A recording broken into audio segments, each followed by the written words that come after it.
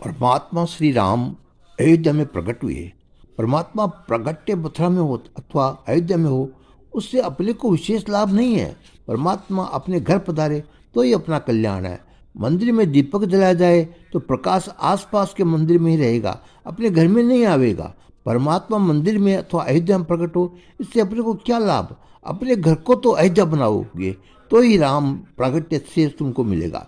तीर्थ में रहना है ठीक है, परंतु हम सभी अयोध्या में जाकर रहने लगे तो वहाँ भीड़ हो जाएगी। अयोध्या संतों की भूमि है। ग्रंथों में लिखा है कि गंगा किनारा ज्ञान भूमि है, श्री यमुना जी भक्ति महारानी का स्वरूप है और अयोध्या जी विरागी की भूमि है। विरक्त साधु महात्मा आज भी अयोध्या में विराजते हैं।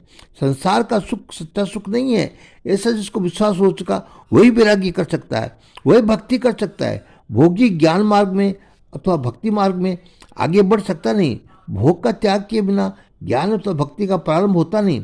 संसार का सुख जिसको तुच्छ लगता है वही भक्ति कर सकता है, वही वैराग्य साध सकता है। भोग ज्ञान भक्ति में बाधक है। संसार का भोग जिसे भोग के समान लगता है, लौकिक संपत्ति में परिग्रह में जिसे विपत्ति दिखती है, विषयों का संयोग जिसे वियोग के लिए ही है, क्षणिक है, ऐसा हो जानता है, वही ज्ञानी भक्ति में वृद्धि कर सकता है। ये जीव अनेक जन्मों से भोगता भोगता आया है, उसे शांति कहाँ मिली? भोग से शांति मिलती नहीं, शांति तो त्याग से ही मिलती है। भोगों की अपेक्षा भोगों को त्याग में अनंत गुना सुख है। भोगों में क्षणिक सुख है, त्याग में सदैव अनंत सुख है। संसार का विषय जिसको मीठा लगता है उसको जीव में संतोष नहीं। संसार का विषय जिसको मीठा लगता है उसको वैराग्य नहीं। विषय अपने को छोड़कर आते हैं तो दुख होता है, परंतु यदि हम स्वयं समझकर विषय छोड़ दे, वैराग्य करें तो आनंद आता है। संसार सुख जब तक उसको मीठा लगता है तब तक उसका ज्ञान कच्चा है, उसका भक्ति कच्ची है। भक्ति रंग लगे तभी सांसारिक सुख पर घृणा आती है। परमात्मा के बिना सब कुछ निरर्थक है, ऐसा ज्ञान हुए बिना वैराग्य आता नहीं। संसार के विषय में वैराग्य न आए तब तक शुद्ध भक्ति का प्रारंभ होता नहीं। ज्ञान साधना का आरंभ होता है जब संसार के प्रत्येक विषय में प्रति वैराग्य आवे, तभी ज्ञान भक्ति उदय होती है।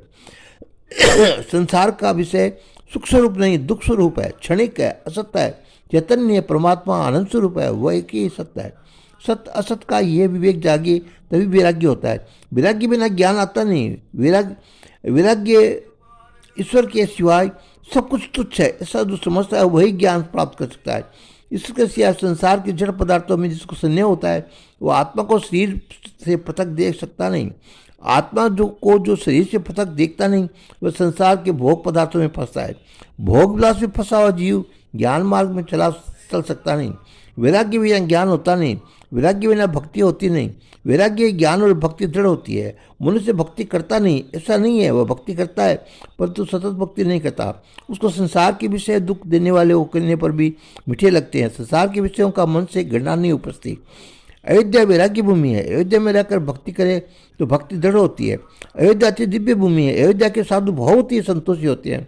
अयोध्या के साधु कभी मांगते नहीं, उनकी ऐसी निष्ठा होती है कि श्री सीताराम जी हमको देते हैं। ये फटी कॉपी पहनते हैं, बहुत भूख लगती है तो सत्तू खाते हैं और संपूर्ण दिवस सीताराम सीताराम में सब जपते हैं। आँख ऊंची करके वे किसी के सामने देखते नहीं। पास से पैसा ना हो, खाने को भी ना हो, फिर भी मांगते नहीं। उनको ऐसी भावना है कि श्री सीता जी हमको सब कुछ देगी। अगर कुछ मांगेंगे तो माँ के पास मांगेंगे, हमको किसी मनुष्य के पास जाकर मांगना नहीं। दूसरे के पास जाकर मांगने से सीता माँ को बुरा लगेगा, श्री सीता जी माँ हमको जरूर देगी। संतों का दर्शन अयोध्या में जैसा होता है वैसा अन्य जगह होता नहीं।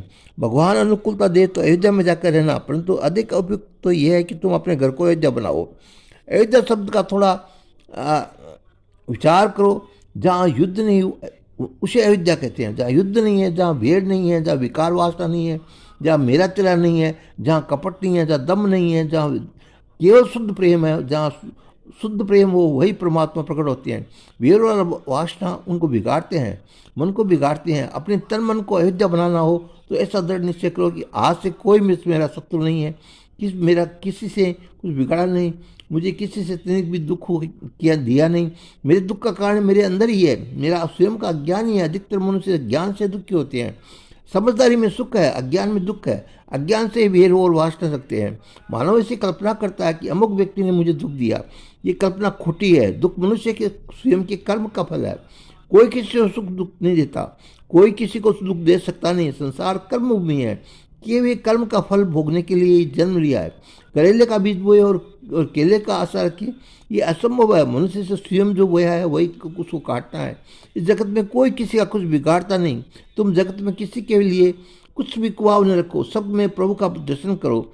ज्ञान मार्ग में ज्ञानी पुरुष ईश्वर के अलावा अन्य सब मिथ्या है, ऐसा समझकर सबका मन से त्याग कर देते हैं। ज्ञानी महापुरुषों की ऐसी निष्ठा है कि ईश्वर के अलावा जो कुछ भासता है वो क्षणिक है, दुख रूप है, मिथ्या है, सब खोटा है। ऐसा बोलता सरल है, परंतु समझना बहुत कठिन है। साधारण मनुष्य की ऐसी समझ होती है कि जो कुछ दिखता है सत्य है, जगत दिखाई देता है, और जो दिखाई देता है उसे खोटा किस प्रकार समझा जाए। आंख को दिखने वाला जगत खोटा है, वह किस प्रकार माना जाए। ज्ञानी महापुरुष कहते हैं कि जो दिखता है वो सच्चा नहीं है, जो स्थिर है वो सच्चा है। जगत में ईश्वर के अलावा कोई वस्तु शाश्वत नहीं है। बीता हुआ कल जो था वो आज नहीं है, आज जो है वो आने वाले कल नहीं रहेगा। जगत का अर्थ ये है जो क्षण क्षण बदले। महापुरुषों का ऐसा मानते हैं कि संसार में मिथ्या स्वप्न में बहुत कुछ दिखता है, परंतु इसमें कुछ भी सत्य होता है क्या। कदाचित किसी को स्वप्न में लौटे मिले, उसमें उसको लाख रुपए मिले, तो उससे उसको कुछ लाभ है क्या। वह लाख रुपए सुख वह जागे तब तक के लिए है। जागने के बाद उसको विश्वास हो जाता है कि ये तो स्वप्न है। कदाचित किसी मनुष्य को स्वप्न में ऐसे दिखे कि मैं भिखारी हो गया हूँ, मेरे पास अब कुछ भी नहीं रहा नहीं है, तो क्या सच्चा है। स्वप्न में भिखारी भी सच्चा नहीं है, और स्वप्न में मिला हुआ लाख रुपया भी सच्चा नहीं है। स्वप्न का संसार और जागृत का अवस्था जगत दृष्टि से विचार करने पर एक ही है। स्वप्न की सृष्टि बहुत थोड़े समय टिकती है, और जागृत अवस्था का जगत कुछ अधिक समय तक रहता है, दिखाई देता है, परंतु समय विनाश अवश्य संभव ही है। जो दृश्य है वह दुख रूप है, क्षणिक है, असत्य है, मिथ्या है। ऐसा मानकर ज्ञानी पुरुष जगत का मोह छोड़ देते हैं। वैष्णव ऐसा मानते हैं कि जगत में कुछ दिखाई देता है वह परमात्मा का ही अंश है। वैष्णव जगत के सब प्राणियों में, जगत के सब पदार्थों में भगत भाव देख सकते हैं। जगत को ब्रह्म रूप मानकर जगत के प्रत्येक पदार्थ को ब्रह्म रूप में देखते हैं। डोंगरे जी महाराज तत्वास रामायण में लिख रहे हैं। अब मैं आपको आगे सुनाऊं, तब तक जय सिया राम।